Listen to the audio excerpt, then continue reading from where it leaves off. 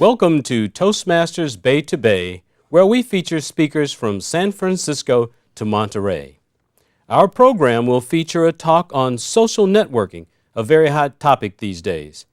It will then be evaluated and followed by some clips from a recent presentation by Mr. David Brooks, the 1990 world champion of public speaking, who recently visited our district. Our educational segment will be on preparing for the International Speech Contest, and it will be given by Mr. Henry Miller, our District Governor of Education and Training. And now it's my pleasure to introduce our featured speaker, Mr. Vincent Lowe. Tool or toy? Tool or toy? Mr. Vincent Lowe. Thank you, Mr. Toastmaster, fellow Toastmasters, honored guests. Have you been beset on all sides by the Twitter about Facebook? Or maybe you're someone whose mailbox is filling up right now with requests from your colleagues that you get LinkedIn, whatever that means. Or maybe you've started to notice your friends and your favorite bands, and even my face show up on MySpace. See, social networking and what we've now come to know as the social media platform is the talk of the town. Actually, it's the talk of the nation. And if you think that's as far as it goes, you haven't been listening very carefully, because it's actually the social media platform is a powerful way for us to be in touch with our friends and colleagues all across the world. So what's the buzz all about? In the next 5 minutes, I'm going to tell you, if you've been wondering about this, what are some of the powerful and key platforms that you can use that make up the social media space. I'm going to give you some practices and tips for how to make the most of it, and ultimately to turn what might seem to many a gargantuan waste of time into a very powerful tool for you to grow and nurture your career, your network, and your circle of acquaintances. So how can I do that in 5 minutes? Well, it's actually very simple. There's a lot of talk in the press, there's a lot of talk at the water cooler about what constitutes the social media network and what it's good for. But it turns out that it really boils down to a very simple thing. You're looking at a tool that allows us to do something that we've always attempted to do, which is to stay in touch with our circle of acquaintances and our circle of professional allies and colleagues. So if you knew just 3 systems, services, platforms that make up the key pieces of the social media platform, you could then begin to take advantage of this growing phenomenon right away. So here are the 3 platforms that I recommend to you. The first is LinkedIn. I'll tell you why for each of these platforms after I summarize them. The second platform is Facebook, and the third is Twitter. Now, if I didn't mention your favorite social media site, rest assured you may be finding what you need there. You may be in the right place already. But as you listen to me distinguish why I chose these 3 platforms, you may see what the strengths and weaknesses are of the platform you may be using already or the platform you're about to. So let's start with LinkedIn. LinkedIn is a system that allows us to maintain associations with our professional colleagues. This is its primary focus. What we do with LinkedIn is we connect to the people we know through business. We connect to the people we know through our business colleagues. And there's almost nothing else that happens at LinkedIn except we create the connections.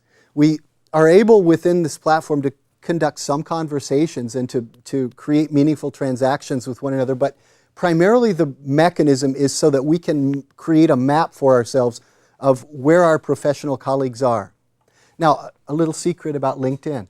We're in Silicon Valley right here. And so in the news and at the water coolers, what we're also hearing is about a little phrase that we euphemistically call a reduction in force, an RAF. We used to call it a layoff, but that was just too mean. Now here's the thing. When the all-hands meeting is called at your company and everybody piles together in the big auditorium, it's a frightening day for all of us. But here's the long-term outcome. Whether you're one of the people that's leaving the company or you're one of the people that's seeing your friends leave the company, what's about to happen is your professional network is about to explode and show up in new places. So the value of a system like LinkedIn is that you maintain those connections with the people that you've trusted, that you've worked with and that you know, and they're going to be showing up in all these different places around the valley, around the workforce. This is your opportunity now to have your network grow and extend into other companies. So LinkedIn, hot topic. The second platform I mentioned was Facebook. Why would you, as a professional matter, put yourself on Facebook? Well, you would do it because if you knew what KNBR, the radio station, knows, the San Francisco Giants knows, what Gavin Newsom, the mayor of San Francisco, knows, or the President of the United States knows, Facebook allows a mechanism that has communication work in two directions. Facebook is an opportunity for you as a public figure, or even as a brand, or even as a person concerned only with the boundaries of your personal career. Facebook allows you to present yourself and also to receive communication. And this is why they're doing it. This is why the mayor of San Francisco has a Facebook page that allows you to go in and tell him what you think. The last platform I mentioned is called Twitter. Now this is a platform that puzzles many people because it's not clear what can you do with Twitter.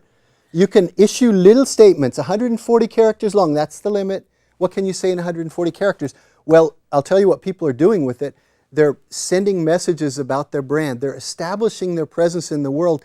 And inside those 140 character messages, there's enough space to begin making real, honest, authentic connections with people and to meet people that were not previously in your social network.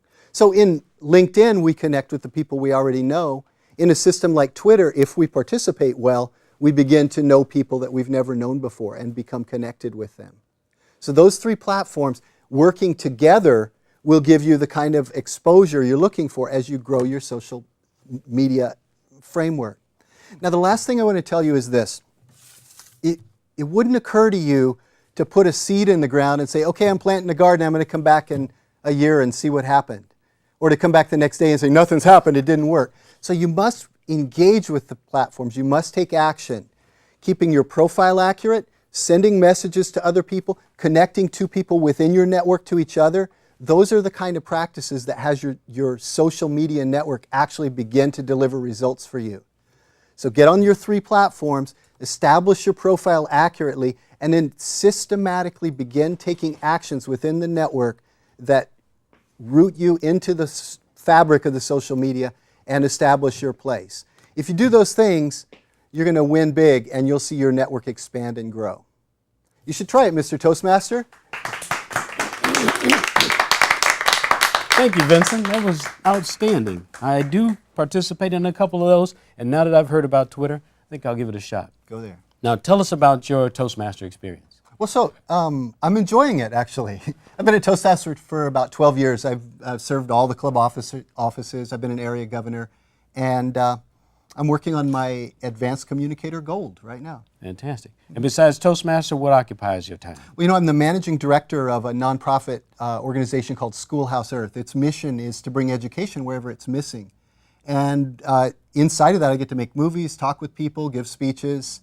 It's just the life I love. This is good stuff. Wow. Fantastic. Yeah. Well, thanks for being here. And we look forward to seeing you here again.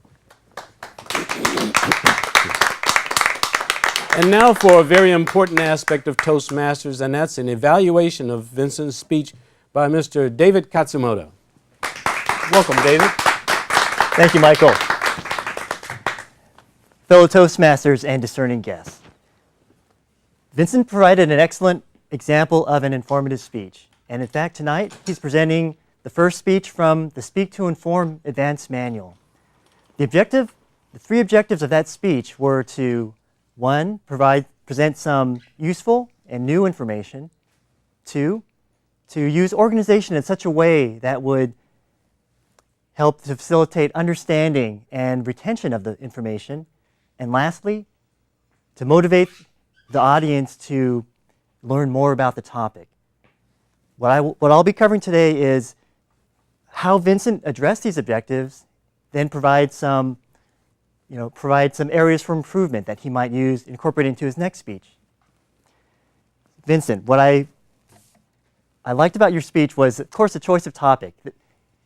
Social networking is a buzz term that's going around quite a bit, and I'm sure a lot of people having a question in their mind, what exactly is social networking? You did just that. You talked about, you you talked about 3 tools that most people are using today. And you also, I think what was good was you also addressed a segment of the population that unfortunately is growing in today's job market, and that is those who are unemployed, not by choice of their own. In terms of organization, I thought you did a great job there. You covered what you talk about, and you scoped your talk to 3 tools that you would be talking about, not 5, but 3. And lastly, you ended the speech with a strong note on how these tools could help to further or someone's professional endeavors to position themselves as professionals using these tools. Perhaps for your next speech, what I could see you doing is including some stories about users who had successfully used these tools to position themselves better as professionals.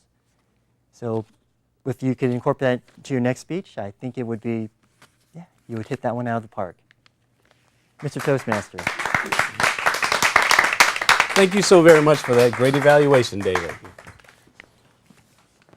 And now it's my pleasure to introduce a clip from the 1990 World Champion of Public Speakers, Mr.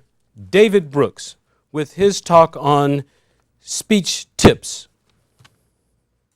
Today we're at the Monterey Institute of International Studies, and we are about to hear the 1990 World Champion of Public Speaking, David Brooks, who's going to talk about the 8 essentials of effective speaking. We're so excited to hear what he has to say. How important is the ability to speak? Well, I can answer that with 2 photographs.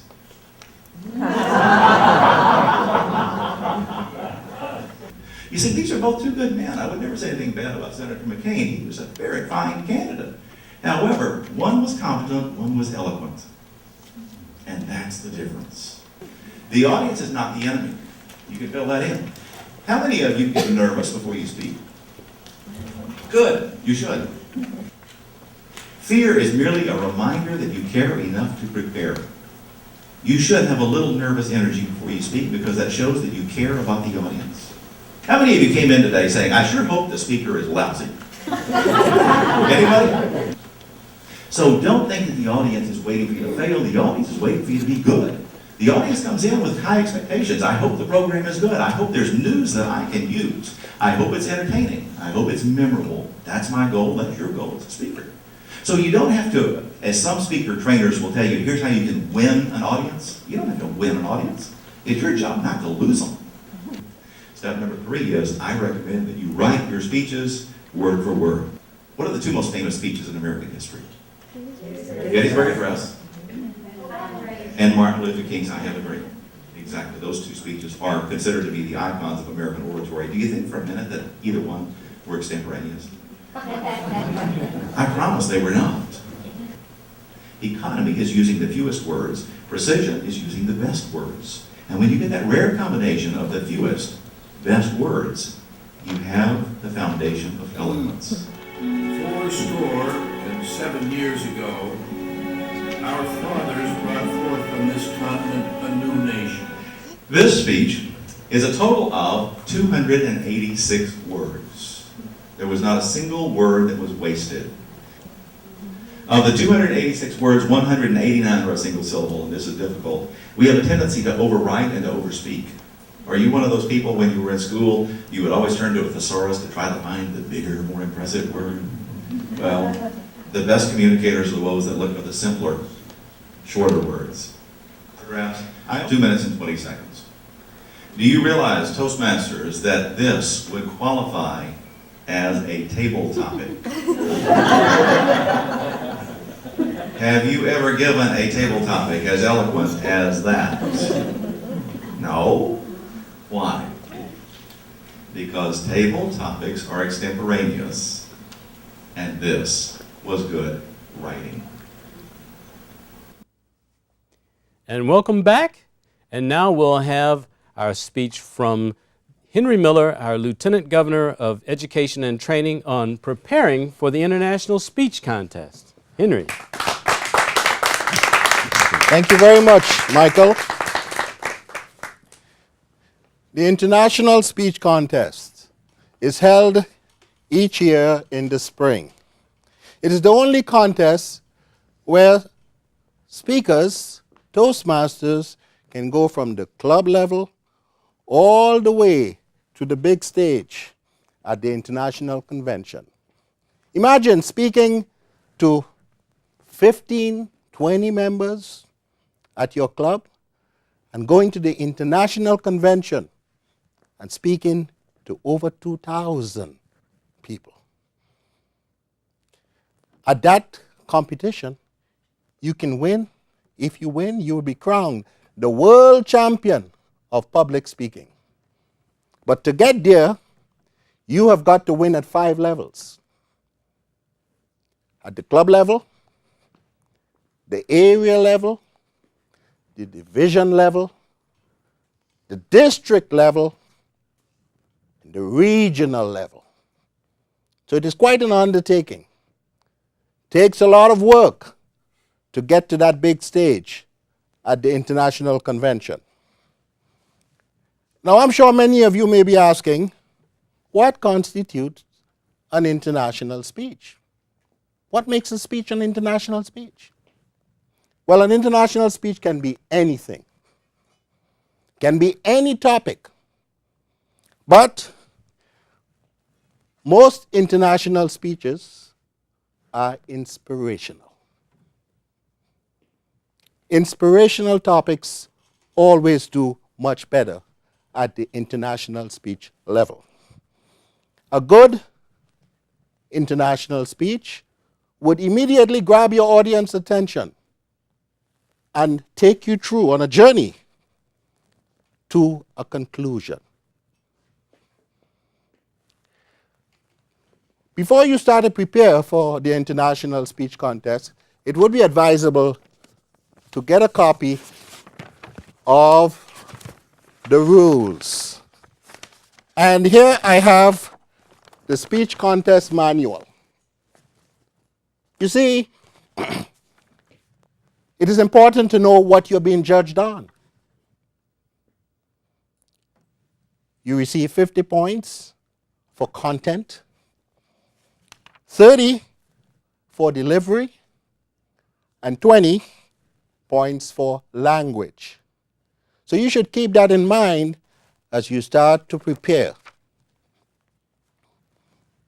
I often tell people when they ask me if there's a formula, there's a formula.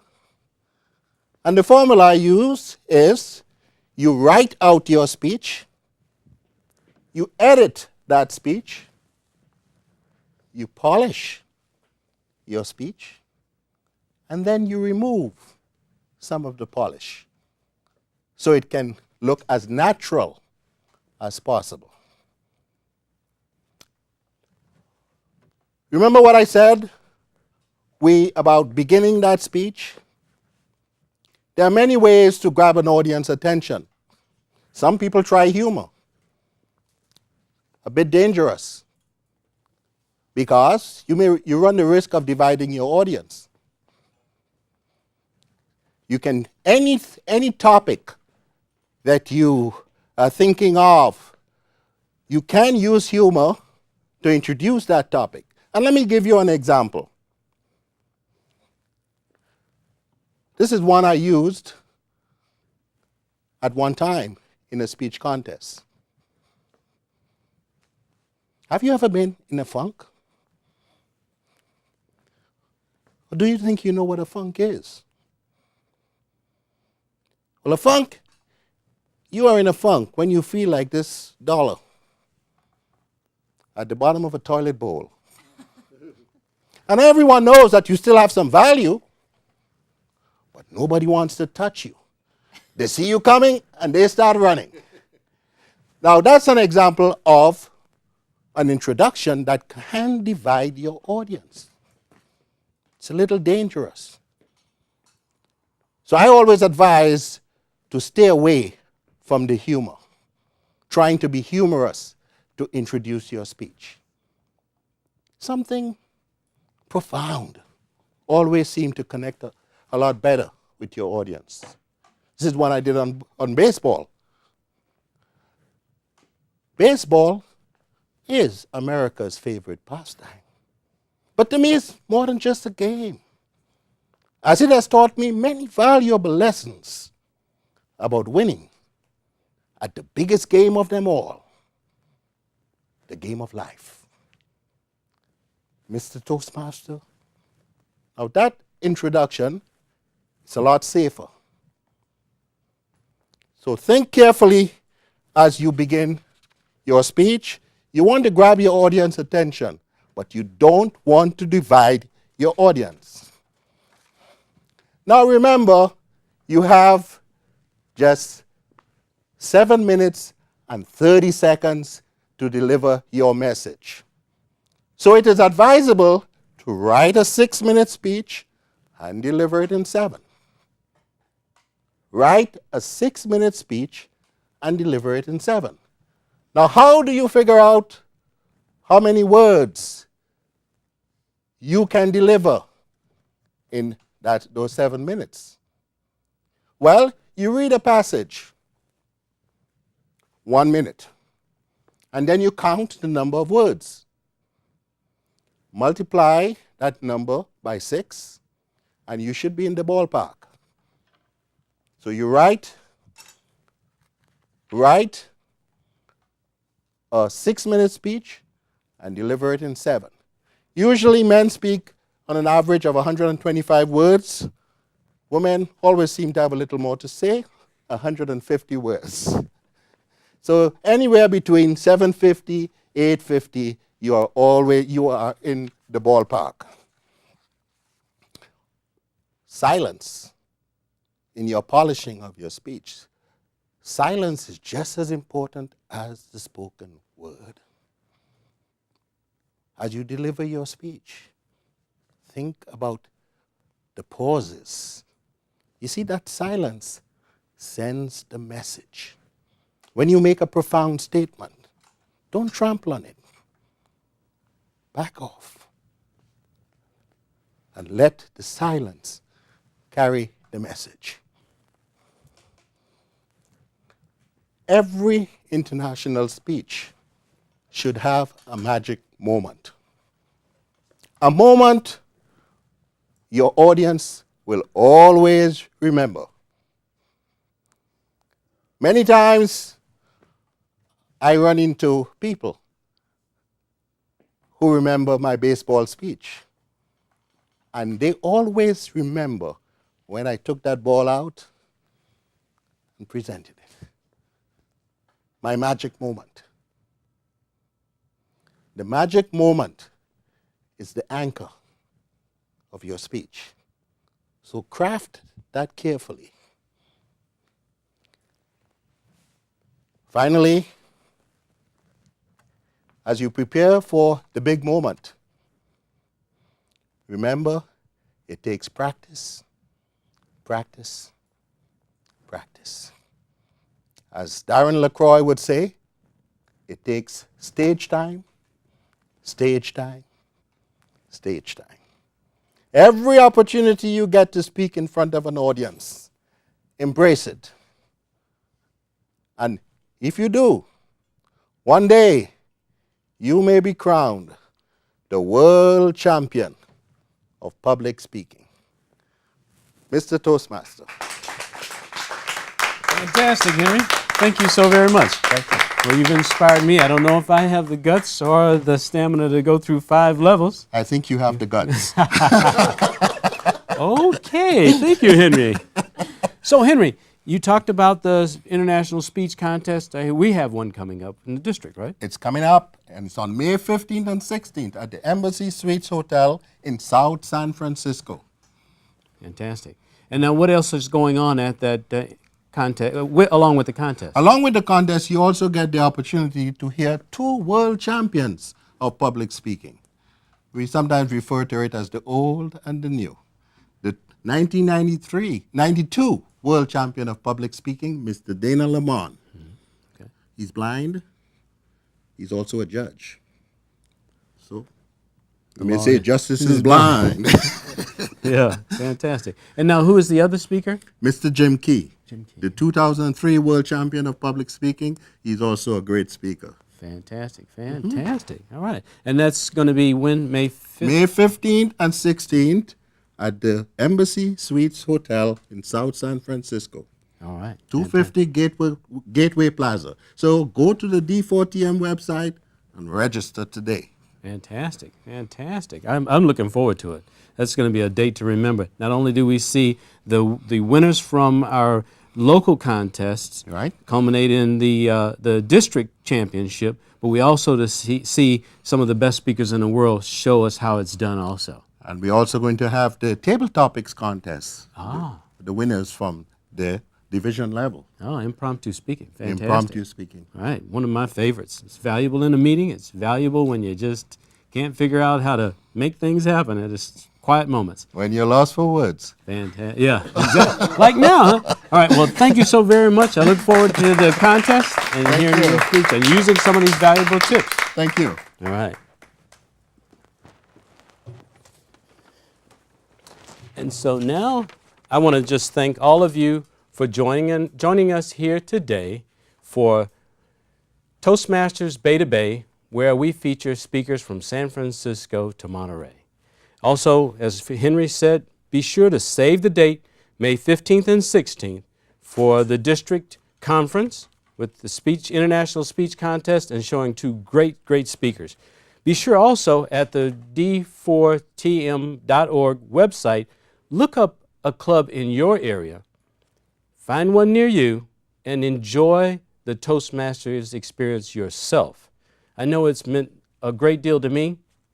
It allows an individual to take their deepest thoughts, their deepest desires, translate them into the spoken word, and share them in the oldest social networking endeavor, public speaking. Be sure and take part. Join Toastmasters. Visit a club near you. And thank you.